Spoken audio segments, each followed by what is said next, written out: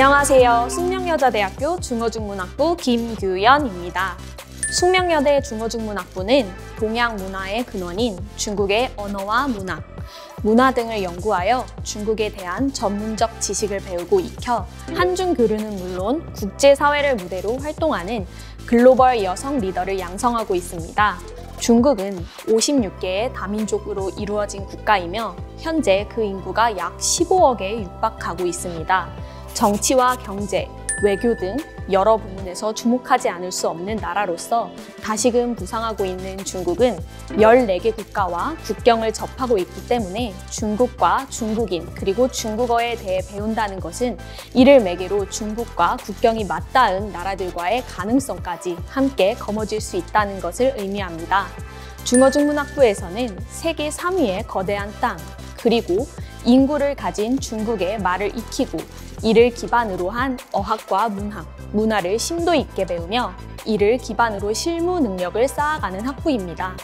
중어중문학부는 매 학기마다 중국 어학, 중국 문학, 중국어 통번역, 문화 분야의 커리큘럼이 진행되고 있습니다.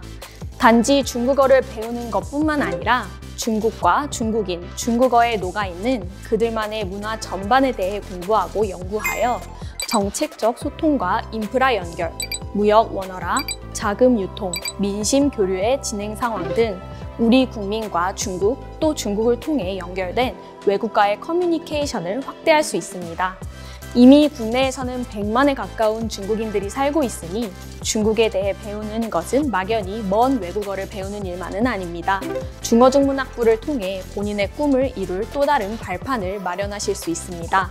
졸업 후에는 국내 및 해외 기업, 금융계, 교육계, 출판계, 방송계 등 다양한 분야에 진출할 수 있습니다. 특히 교사를 희망할 경우 사범대학에 진학하지 않아도 교직 이수를 통해 중국어 교사를 할 수 있다는 장점이 있습니다.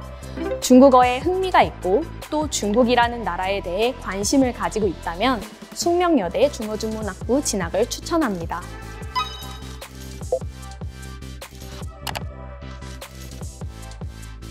저는 논술 우수자 전형으로 숙명여자대학교에 입학했습니다. 학창시절 글 쓰는 것을 좋아하는 편이었고 글 쓰는 종류의 과제 또한 즐겁게 했던 편이기 때문에 저는 대학에 지원하기 위한 여러 방법 중에 논술 우수자 전형이 가장 적합하다고 생각했습니다. 논술을 준비하기 위해서 희망하는 여러 대학의 홈페이지에 올라온 실제 기출문제들을 직접 찾아 읽어보고 반복해서 글을 써보며 연습했습니다. 스스로 꾸준히 논술 답안을 작성하며 때때로 학교 선생님께 도움을 요청해 첨삭을 받았고 무엇이 부족한지 살펴보며 계속해서 글을 수정하고 다듬는 연습을 굉장히 많이 했습니다. 그러나 논술 우수자 전형을 준비함에 있어서 간과할 수 없는 것은 수능 최저 학력 기준을 맞추어야 한다는 것이었습니다. 논술 준비를 열심히 해서 좋은 답안을 제출했는데 최저 학력 기준을 맞추지 못해 불합격하는 안타까운 상황을 방지하기 위해 저는 논술뿐 아니라 수능 준비도 열심히 했습니다.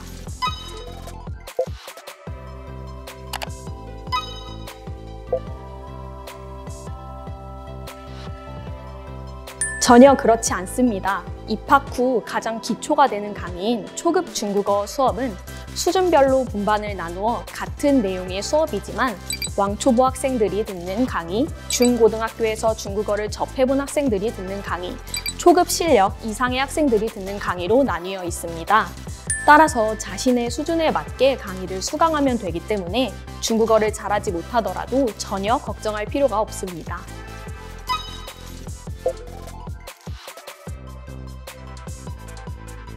논술은 무엇보다 주어진 글과 의미를 잘 파악하여 문제가 요구하는 정확한 내용을 담아 글을 쓰는 것이 중요합니다. 때문에 논술을 준비할 때는 독서를 많이 하는 것이 도움이 된다고 생각합니다. 또 논술 전형이 있는 대학들의 홈페이지에 들어가 보면 그동안의 논술 전형 기출문제들이 올라와 있습니다. 기출문제를 읽어보고 직접 글을 많이 써보며 연습하는 것이 정말 큰 도움이 된다고 생각합니다.